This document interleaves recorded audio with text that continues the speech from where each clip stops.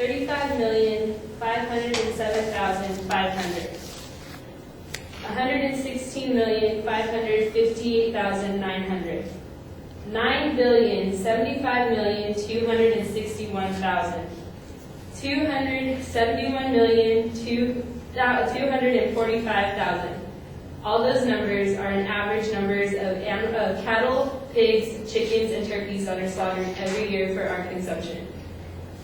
Today my goal is to persuade you guys to lower your demand for animals that you consume through my own experience and through expert opinion.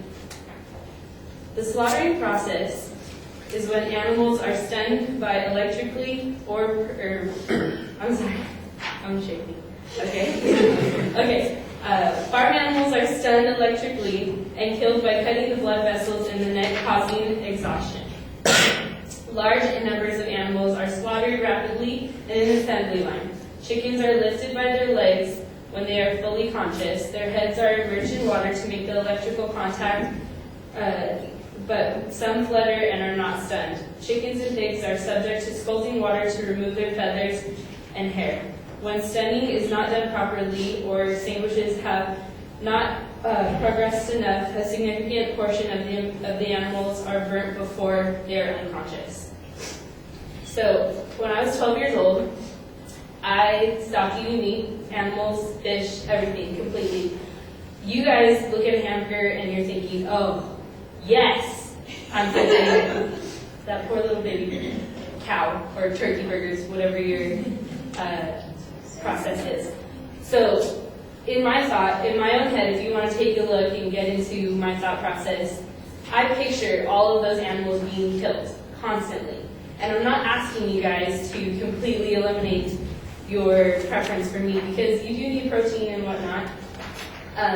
But if we lowered our demand for them, then possibly farmers would lower their awful ways of killing them. If the demand is less, then they don't need to assembly line murder them. So it's not a necessity.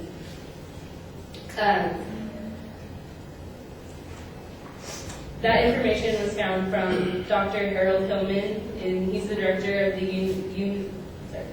Unity Laboratory of Applied Neurobiology in Guilford.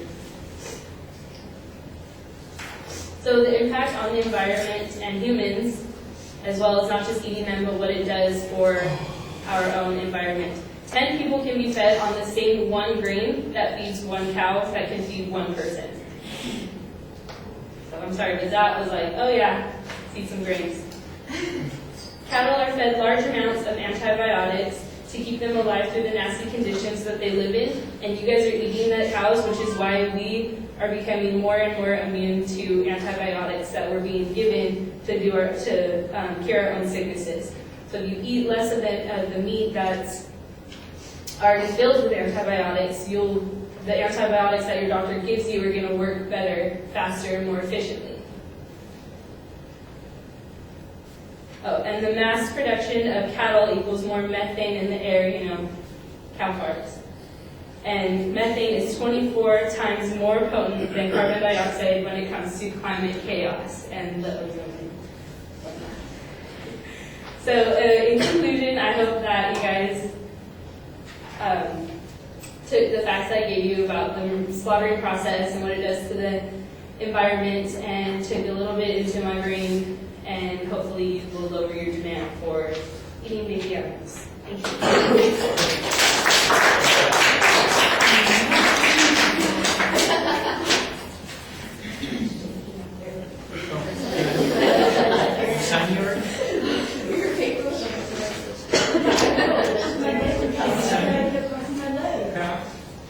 All right, Matua, what did you think? I like all those numbers in the beginning. It kind of gives like a thought of how many animals actually died. And I like the reason because all my family don't eat meat, so it's like high five. Yeah, so it's pretty good to see someone else's opinion. And we did watch a cow that we partied with. We ate him. Then how do you not eat meat? Farm and everything. we party with the cow, we get drunk, and we told them to eat. You got the cow drunk? Yeah. When my best friend was 6 years old. Okay, what else have you got to say about the speech?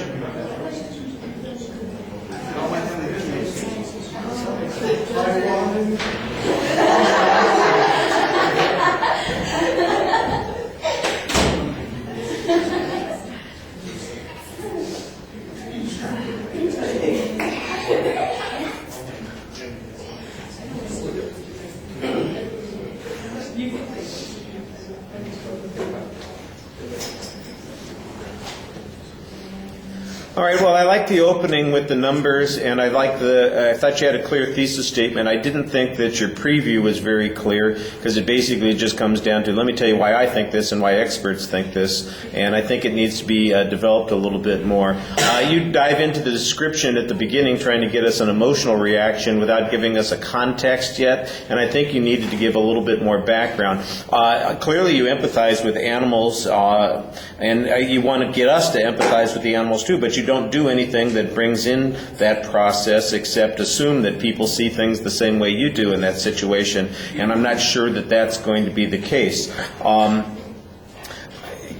You have a quote from an authority, and I wasn't sure whether the quote from the authority had to do with the line of visualizing assembly line murder, or whether it was about if people ate a little bit less, there would be substantially less need to do as much of this. So that was a little unclear. And that was the one piece of information that was solid.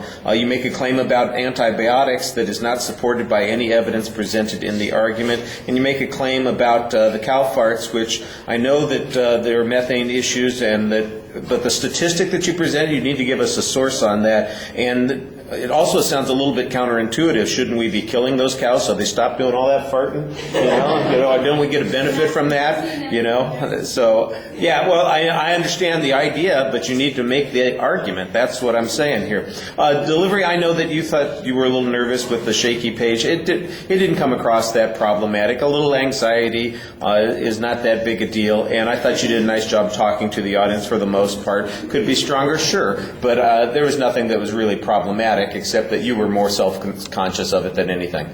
All right, thank you.